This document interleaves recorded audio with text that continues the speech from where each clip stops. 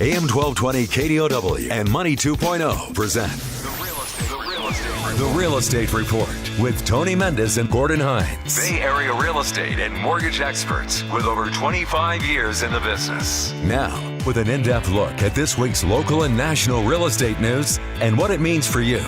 Your hosts, Tony Mendez and Gordon Hines. Welcome into the Real Estate Report. I'm Tony Mendez. And I'm Gordon Hines. Thanks for joining us today on your Drive Time special. Drive Times Thursday. We're here every Thursday from 6 to 7, sun up or sundown. You guys are getting the fact that I'm saying that just to satisfy Gordon's need to say that. Drive Time special. One of my favorite lines of the show. And your day in history, of course. This is a Real Estate Report. It is a live show. You can call it 800-516-1220, 800-516-1220, or shoot us an email, Tony@BayAreaLoanSource.com or Gordon@BayAreaLoanSource.com. We welcome all questions and snares. And that's kind of what this show is all about. We want to keep you up to date and any changes in the real estate market, any changes in the mortgage market, and we're here to give you a second opinion. Hopefully through education, information, and participation. That's important. 800-516-1220. There's a lot of stories today that we can talk about. California, two new reports highlight California and Bay Area housing affordability challenge. We can talk about that. California homes are selling at the fastest pace in 13 years. Bay Area pending home sales slide for the ninth straight month. Bay Area real estate showing tightest housing supply in the state and the highest prices. We kind of knew that one. And 10% down jumbo loans up to $2.5 million. A lot of people are talking about these with no mortgage insurance. There's a lot to talk about, Gordon. What's your favorite topic right now? Well, my favorite topic is always what's going on in the marketplace, what's live, what's news. As we always talk, our market moves on energy up, energy down. The latest energy to the marketplace is what's going on in Korea, what's going on worldwide.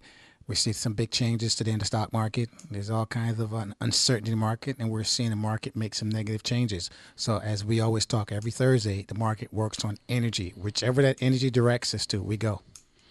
I don't know if you listened to the commercials pre-show, but you can almost tell that as soon as the market kind of does its thing, if a lot of people are saying, oh, maybe tapped out, or it's the valuations are full, whatever you want to call it. And all of a sudden we see a little bit of concern and globally, and the market starts turning a little bit. And all of a sudden the commercials come out about gold, next thing you know is we're talking about sell your house now. It's the best time to sell. It's at the highs.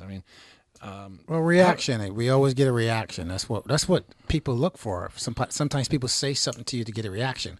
So when the market changes, we get a reaction. So there are people out there that profit from reactions. So anytime they see an opportunity to blast that reaction or to stimulate that reaction, that's what they do. Well, I hope you listeners never consider our show as reactionary. No, we're newsworthy. We're not fake news. We're real news. With that said, here's some news. Freddie Mac weekly survey has 30-year fixed at 3.9%. A little bit changed from last week downward. I probably think that'll go down this week. Next survey next Thursday. 15-year at 3.18 and the 5-year arm at 3.14. Again, the big news is the kind of the Korea event. What's going to happen from that? There's a lot of money being driven into treasuries right now. It's dropping yields, which drops mortgage rates.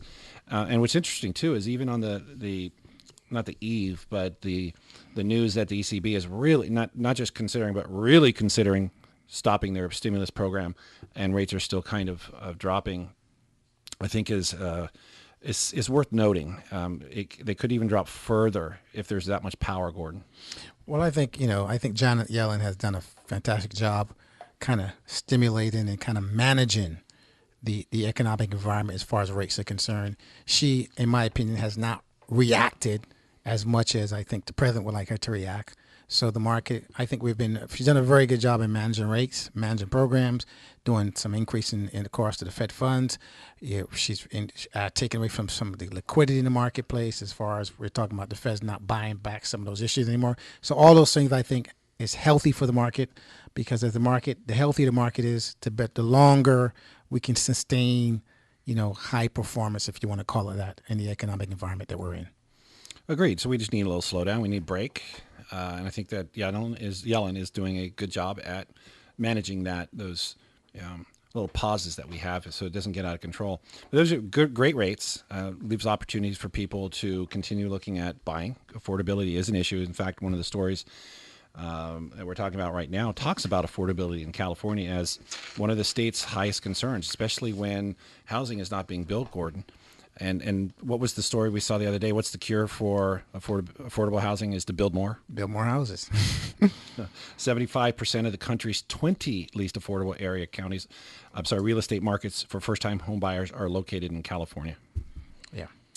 Oakland and Berkeley are among the top nation's least affordable markets for the first-time home buyers, and households earning the median income in Marin, San Francisco, and San Mateo counties cannot qualify for a mortgage on any zip code at all. Zero. And that's what we talked about last week. We're finding I call them the overflow markets, by the way, the Stockton, the Tracy's, the Sacramento. You're seeing those markets become almost red hot now because of the affordability factor.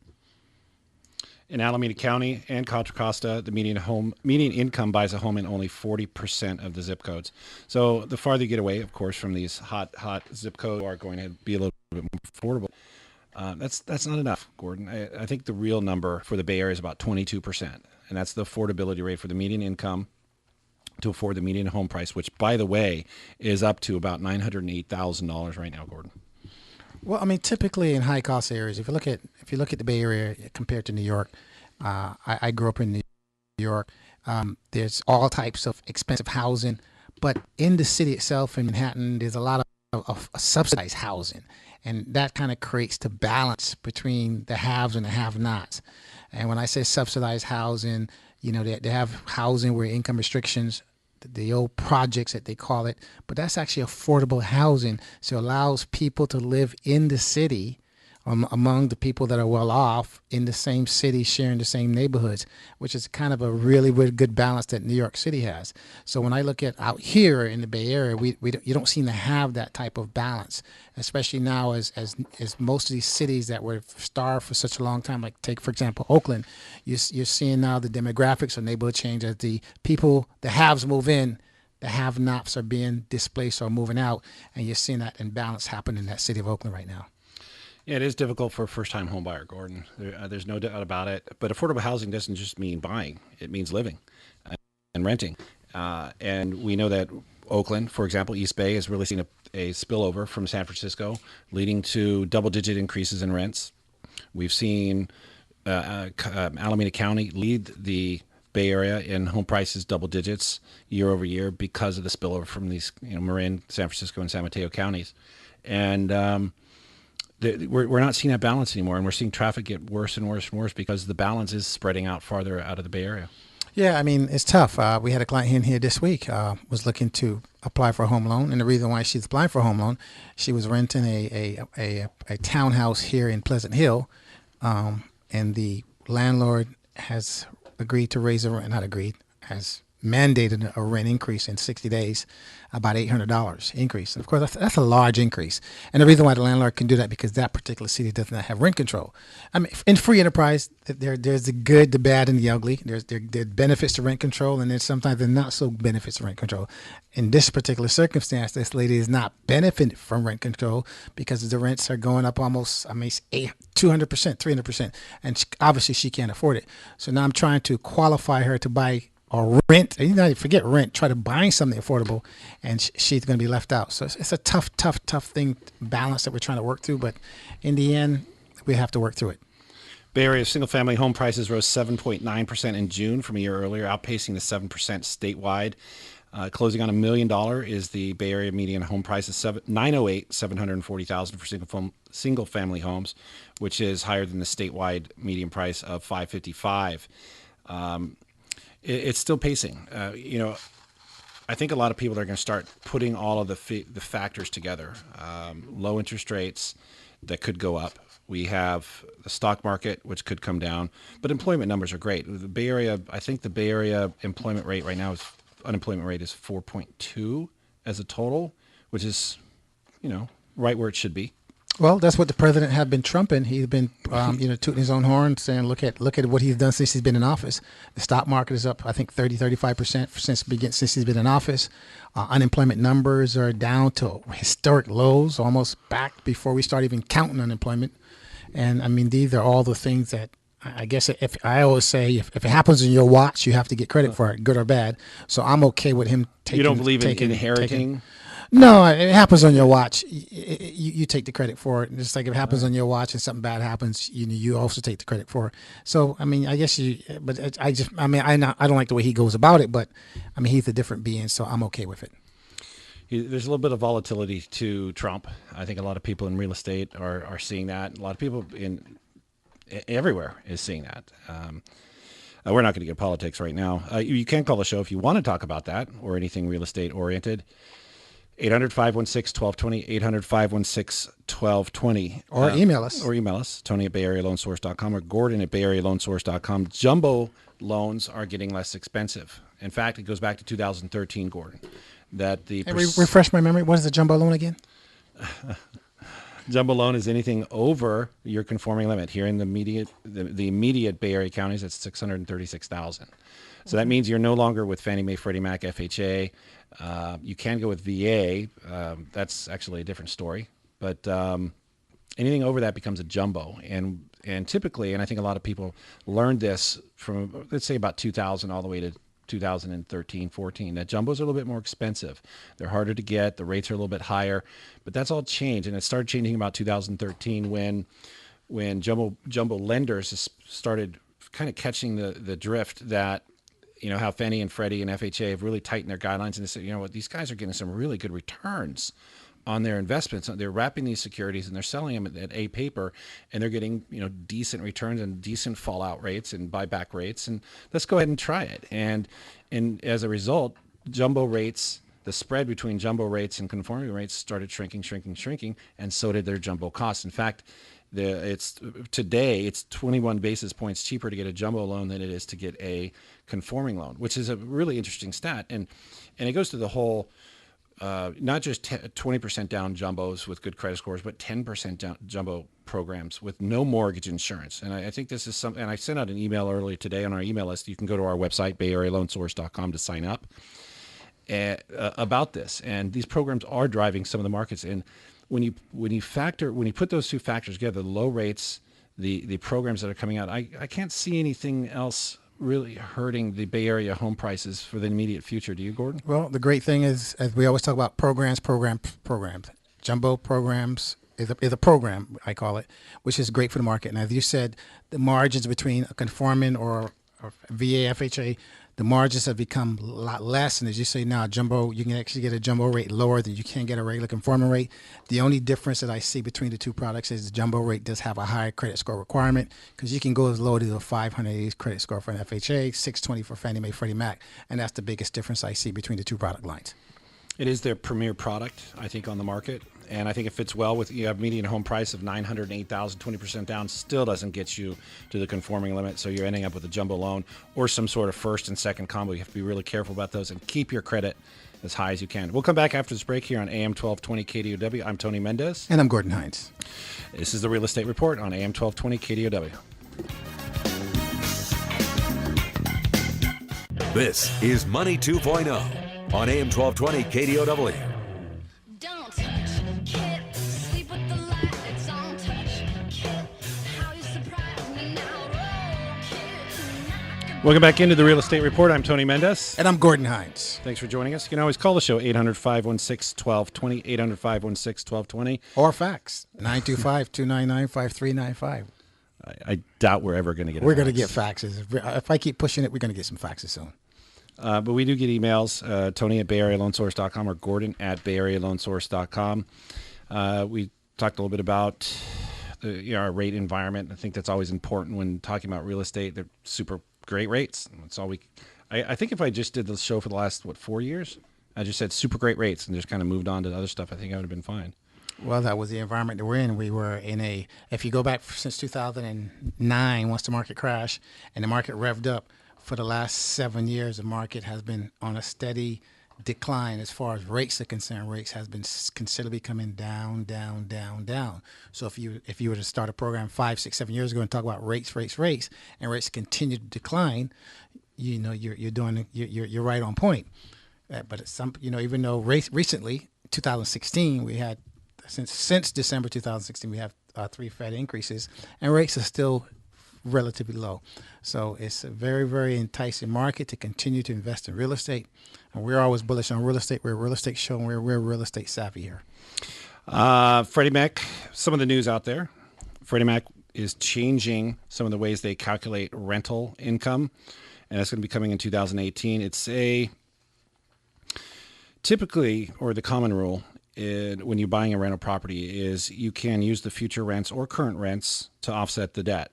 You have to get a rent comparable and operating expense report along with your appraisal, and it can help you.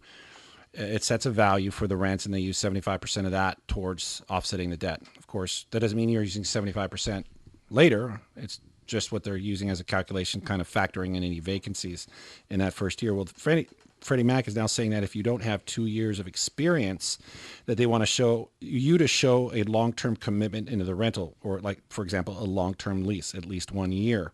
So it's not a big change, Gordon, because we already know that if you have a 2-year experience with other kinds of rental properties, and you can show that on your Schedule E, how do you think this affects the market?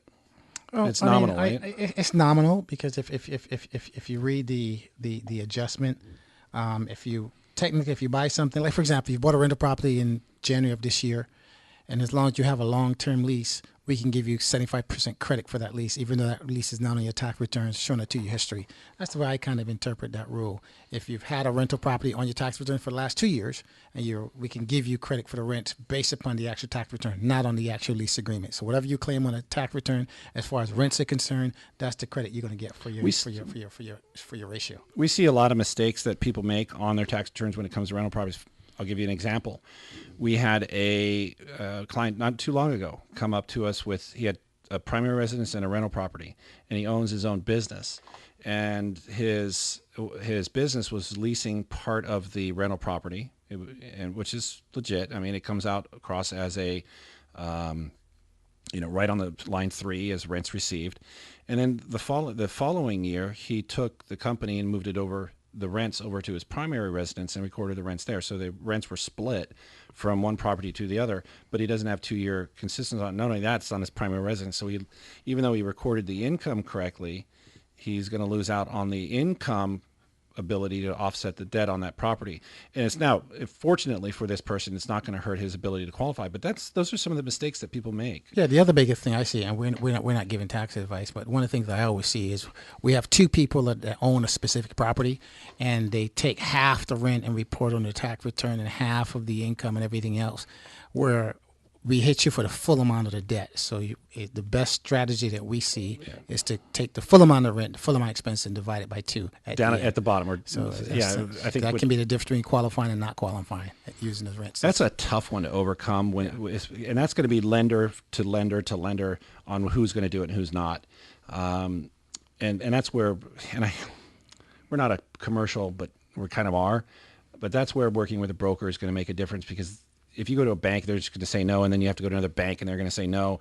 If you go to a broker, they're going to call their reps. They're going to say no, yes, and then there you go. You land right there at that lender that does it. So there are some quirky little things that you can really work out with a broker as opposed to a lender. That's why you listen to the show. That's why we're here to help, give direction, and give second opinions. So we can continue talking about some of the Bay Area numbers. Bay Area has pending home sales slid for the 9th straight month. California home sales at the fastest pace in 13 years. This is an interesting little tidbit in the news. There was a guy who was, I hate even saying this, he was nailed to a tree in Albuquerque because he claims that 2 men were sent to threaten him to scare him after he was involved in an ugly real estate deal. So be careful. Yeah, moral of the story, don't do any bad real estate deals. You won't get crucified. It's awful. But the guy's okay, which is the good thing. He still has to deal with his ugly real estate deal. Rates have come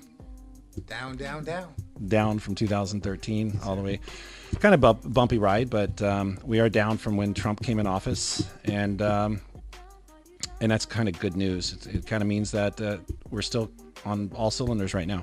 We'll come back after this break here on AM 1220 KDOW. I'm Tony Mendez. That's Gordon Hines. This is the Real Estate Report.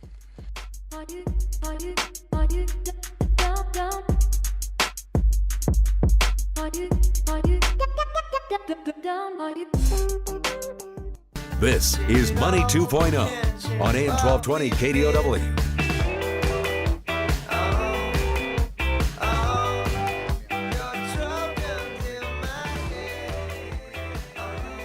Welcome back into the Real Estate Report. I'm Tony Mendez. And I'm Gordon Hines. Thanks for sticking with us through this hour. You can call the show 800-516-1220, 800-516-1220. California home sales are at the fastest pace in 13 years. California single homes sold in the average of 22.4 days, while homes in the Bay Area sold for an average of 20.4. Median sales price in the Bay Area rose to $908,740 in June. It's a year-over-year increase of 7.9%. And San Mateo, Marin, Santa Clara are the only counties in California where the median sales price is higher than $1 million. So that's kind of a wrap-up of what's going on in the Bay. I mean, when you have homes selling in 20 days, Gordon, that's a pretty hot market for sellers, isn't it? Well, that ties right into an article here in the this month's CAR magazine. It says, where is all the down payment money coming from? And I mentioned this about 3 weeks ago. There was a sales transaction I was doing. Young couple bought a house in Oakland for $1 million, and they put down $600,000.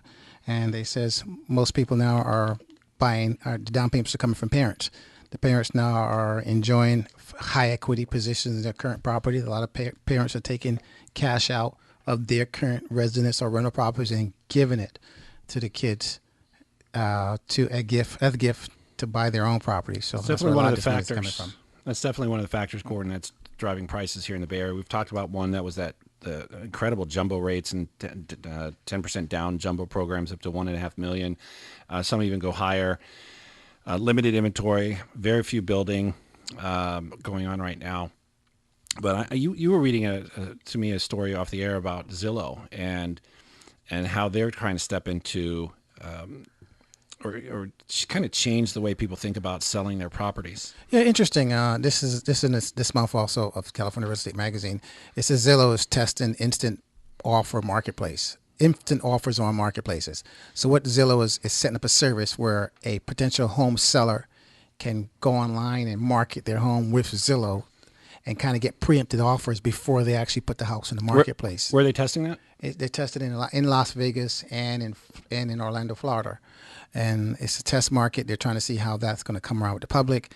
And, this is a challenge I see to the establishment. I guess when the article goes on, they say that California, CAR, which is California Association of Realtors, is not going to be happy with this if it ever comes to California.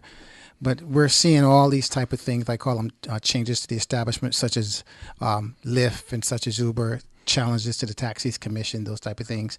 So we're going to see a lot of this in the years to come. Different establishments that are well established. These industries are going to be challenged by technology. I think it'll be interesting. You could kind of sit there in your living room and, click on your house, and there's going to be a little button that you push and says, list your house. And you'll put a price in there, and then kind of like an eBay offer, and see what happens. And you're cutting out the commission. And for all you know, the person on the other end of that doesn't have a realtor either. And you're saving 6%, not just 3% in real estate costs. And it's kind of a pathway for people to become seller by owner. Do you like seller by owners? Do you think that's something that you would? We know about 10% of the people out there do it. I think our market is too litigious to do for sale by owner. There's so many dots I's and crossing of T's and all the legality, disclosure, what you can't do and can do. I think it's in California especially, it's a very, very testy market to do for sale by owner. You're better off listing it. We're professional. We're all professionally minded people, so we always push you to the professional. Let the professional handle it. If it's going to cost you some money, but let them handle it. Take the worry away. Speaking of professionals, coming up after this break, Jeff Wiggs, bankruptcy attorney. He's going to have some pretty interesting news about some changes made for people who are trying to include their their mortgage in their bankruptcy, and some of the new fees that are coming up. And we probably won't get to it, but we want to definitely talk about some of the basics, like Chapter 13 and Chapter 7. What's the difference? We'll come back after this break here on AM 1220 KDOW. I'm Tony Mendez. And I'm Gordon Hines. You can always visit our website, BayAreaLoanSource.com. We'll be right back.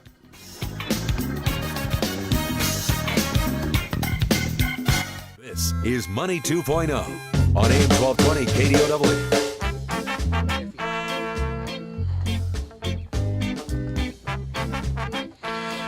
Welcome back into the Real Estate Report. I'm Tony Mendez. And I'm Gordon Hines.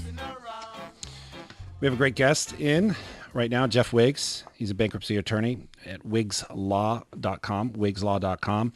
Welcome in, Jeff. Thanks, guys. Good to be here. Thanks for coming, being on the air. And you're one of the professionals that I hope I never have to use, but I would definitely refer you on a regular basis. But I hope I never have to use you. You are a bankruptcy attorney. One of the interesting things I saw on your website too is you also kind of dabble in debt defense. Tell us a little bit about that. Okay, those cases usually involve situations where someone has either on purpose or accidentally or maybe even by mistake ends up getting sued by a debt collector, somebody who's bought garbage debt, like a debt vulture, who's buying old credit card debt for maybe 5-6 cents on the dollar, and then turning around and looking for anybody who's maybe attached to that debt. Usually the debt buyers get a spreadsheet with a social security number, a name, an address, an amount, and maybe an account number, and then they start poking around, seeing if they can find anybody related.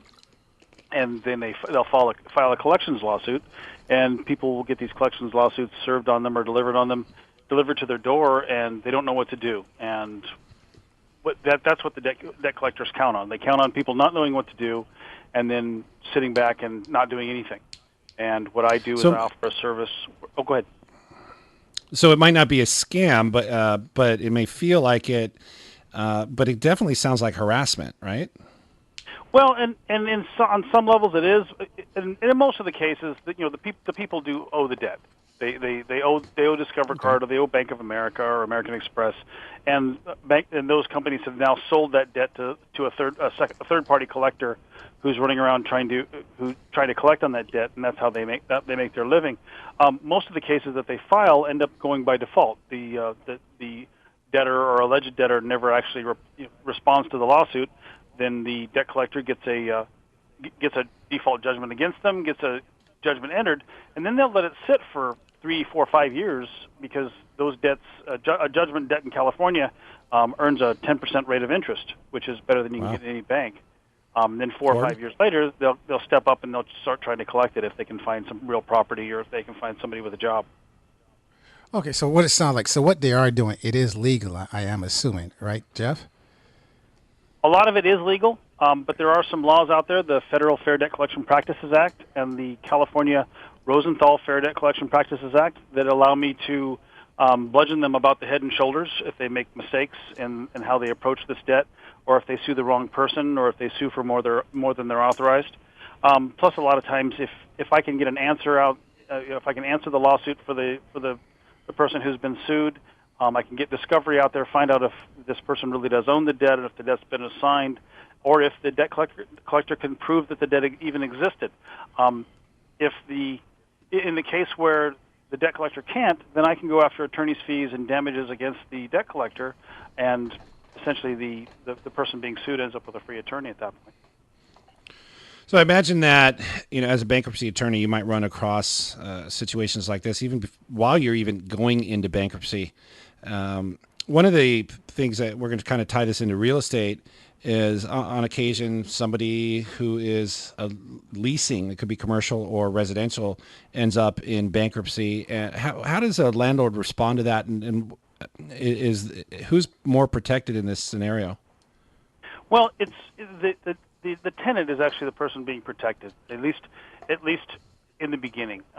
It's really important that a landlord, or whether commercial or residential, gets good legal assistance if one of their tenants goes into bankruptcy, because there's a lot of rules that have to be followed, and failure to follow those rules can result in pretty significant penalties, plus contempt of court citations and fines in federal court, and that's not something that anybody wants to be on the other side of.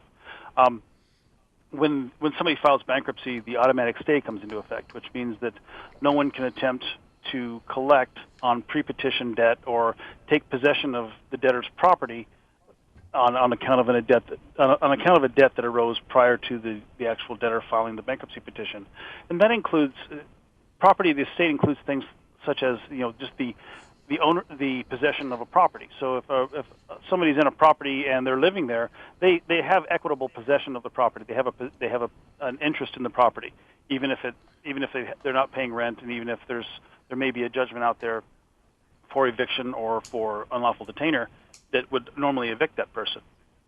So it's really important at that point that a landlord, either commercial or residential, has competent bankruptcy counsel at that point. At what point can they go after the money that you owe, or is that let's say 2 or 3 months worth of payments? That part is also protected for the tenant, correct? Well, all of the rent that's outstanding prior to the filing of the bankruptcy becomes what's called an unsecured claim or a general unsecured claim. And in a Chapter 7, that would be paid from any property that the bankruptcy trustee seizes and sells for creditors. Or in a Chapter 13, that would be paid based on the percentage that's being paid into the Chapter 13 plan by the debtor to pay pre-petition debts. Anything after the filing of the bankruptcy, the tenant is required to continue to pay that rent, and that rent is actually what's called an administrative claim. But there are other things to think of there. In fact, in preparation for today, I was doing some review of some of the case law out there, and it's really very, very complicated in terms of what the landlord can do and where the landlord can make claims. A lot of times, if you want to move forward with an unlawful detainer after somebody's filed bankruptcy, you've got to have the permission of the bankruptcy court, and you can either get that by asking the court to enter an order saying that you can move forward against the debtor, or you can work it out with the debtor's attorney or the debtor himself. But again, that's something you really want to have an attorney for. I recently did a case where the tenant had been behind in rent by about 7 or 8 months and filed bankruptcy right before the landlord went out and tried to get possession of the property. Well, they filed bankruptcy, so that all had to come to a halt. So they fortunately didn't violate anything there. I was able to get permission from the attorney for the person who filed to actually proceed with the unlawful detainer in San Francisco County Court, and we were able to get a judgment against the debtor and against his co-tenant, but we can't. We can collect against the co-tenant, but we can't collect against the debtor. Jeff, we're running out of time. Sorry. It's okay, but it definitely sounds like you have to have representation on both sides, and especially as that landlord, and this kind of pieces it into our real estate segment. That was Jeff Wiggs from WiggsLaw.com. WiggsLaw.com. You can always find more information by emailing us, Tony@BayAreaLoanSource.com. Thanks, Jeff, for being with us today. We'll have you back soon. Thanks, guys. Love to talk to you. We'll come back after this break here on AM 1220 KDOW. This is Money 2.0 on AM 1220 KDOW.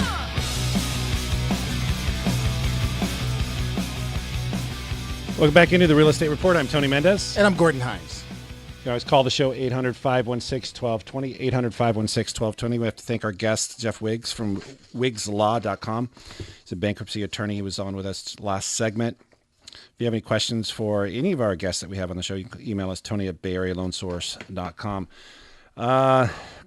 Reno home prices hit new levels. Reno Sparks Association of Realtors reported for July that the median home price is $387,250, surpassing the previous high in 2006 at $380,000. Woohoo! Right? Median home price was as low as $150,000 in 2011. This new level represents an 8% increase from June, and of 17% from last July.